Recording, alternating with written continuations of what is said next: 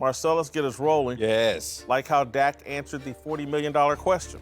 Didn't like it? I loved it. Think about Dak Prescott, man. First and foremost, him going out there and saying, I'm betting on myself once again. This is something I used to talk to a lot of young players about, reminding them that since the age of 8 for most of them guys playing Pop Warner football, you've been betting on yourself every single year.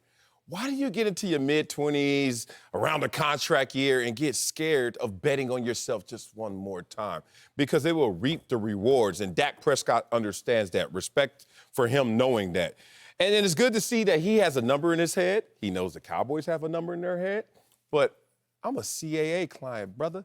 I've been to all the seminars. I know how this negotiation plays out. I am not going to set my number by telling you what my market looks like, because one, it may be too high, but worse, it could be too low. So I'm not going to set this market. I'm going to let the Dallas Cowboys, I'm going to let my agency talk this through behind closed doors, but give you an entertaining interview, which he was able to sound polished, but maneuver in a way that even Russell Wilson can't do, because Russell Wilson would stay on the railroad and say all the right things. I like Dak's personality. I could get off script and keep it still polished and represent myself well. I think it was fine. I agree with you. What is he supposed to say? No, I'm not a $40 million quarterback. Right. I mean, none of us would say that, but I think it was totally fine. And I think he kept his distance by not getting into any more details.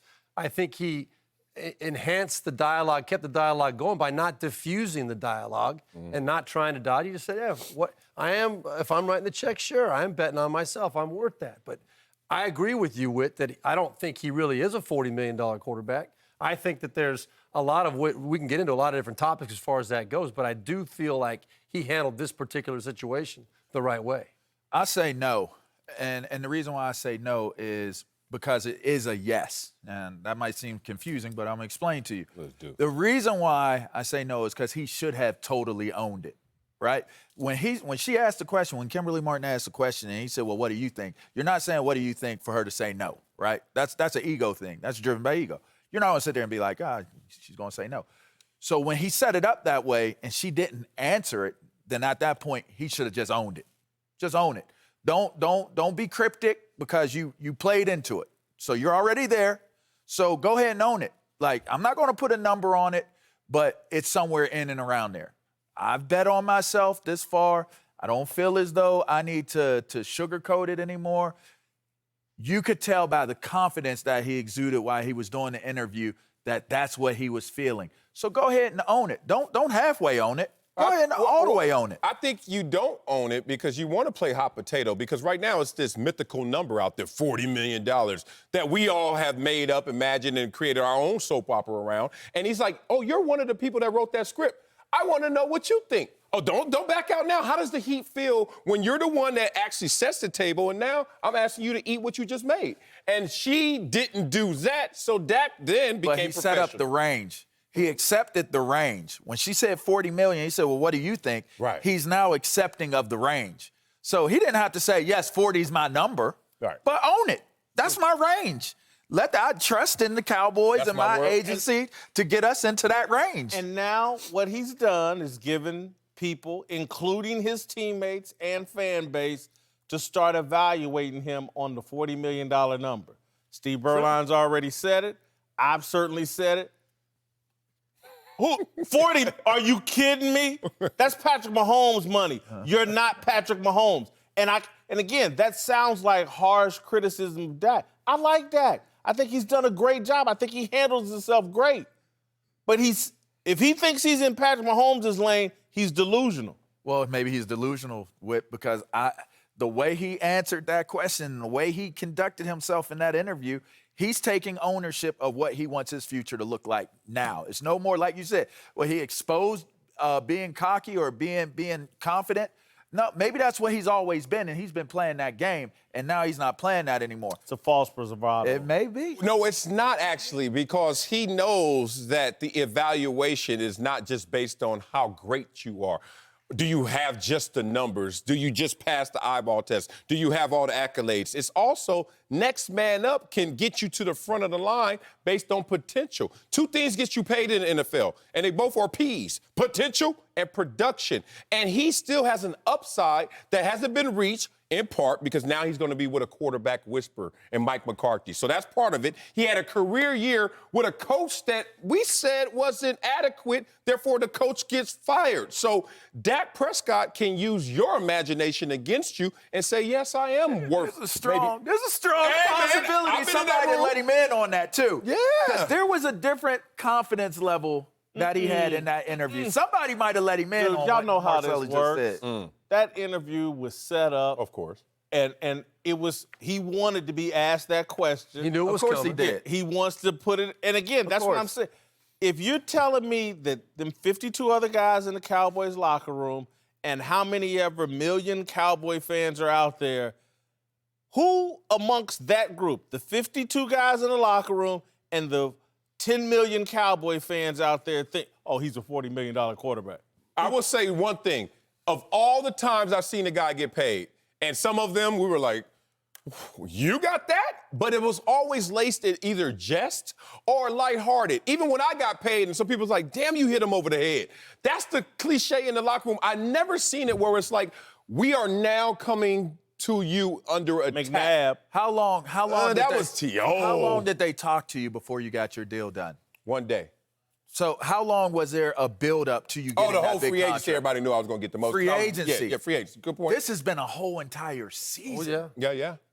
So those people in the locker room know something's coming. They've Big. already been made aware of it. Like, And big. No, It's I think they know something's coming, but everybody's wondering, including Dak, where is it going to land? And people are going to react to the land. Well, it's going to last another year. I think if you ask me, they're it's not smart if it lasts another year. He's going to get the franchise tag in one way or another, and he's going to end up signing and playing into that. It's very similar to the Kirk Cousins situation. What he went through with Washington for a couple years before they finally let him go for nothing. But he made a lot of money on that franchise tag. But the Redskins obviously did not believe that he was worthy of that long-term contract. I don't they necessarily let him go agree. for free.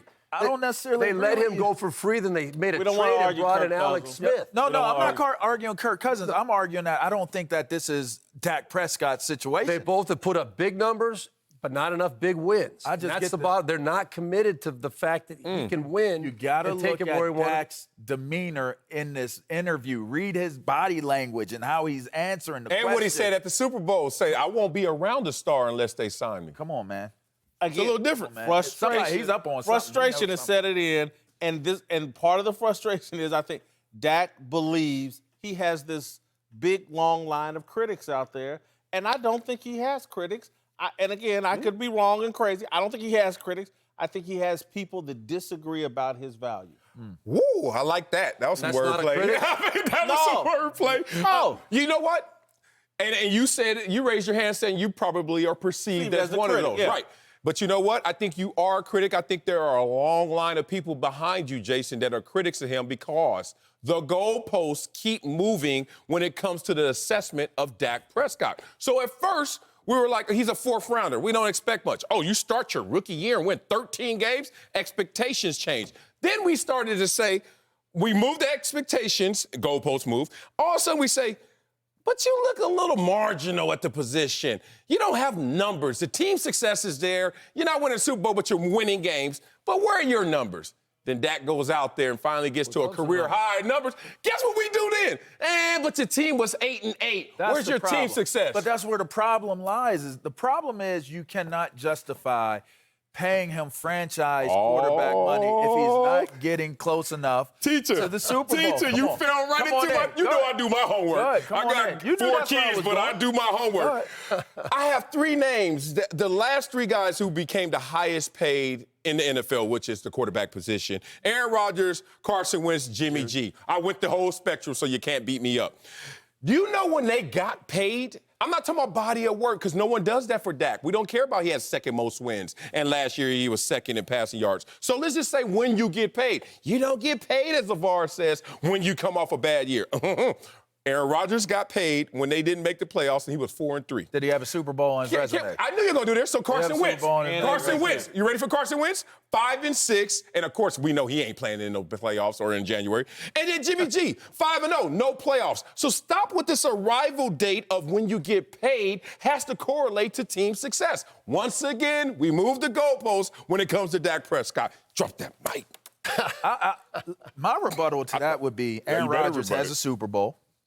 And when you look at Jimmy Garoppolo, sometimes it's the buying a home, purchasing power is being in the right place at the right time. You think it takes Dak, one person with a star on your helmet and balling is not at the right place? I don't think he's in the right place at the right time. And if he were, he would have already got the contract that he thought he was deserving of. So right now, with a new coach, great coach, this is not the right place, right time? That could be working against him because those coaches want to see, is this the guy that I want to hang my hat on trying to win as a Dallas Cowboys? And this could be Mike McCarthy's last opportunity as a head coach. No matter how you look at it, there is doubt in that organization about whether he can get them where they want to go. That's Agreed. That's reality. the hesitation. That's reality. That is why they're hesitating. You're right. Can he get us there or not? And I guarantee you Mike McCarthy's coming in and saying, I don't want to commit to this guy as my quarterback for the next 5 years until I see him work up close and personal. Yeah. We're not going to do it. And the point that you just made, that doubt that's there,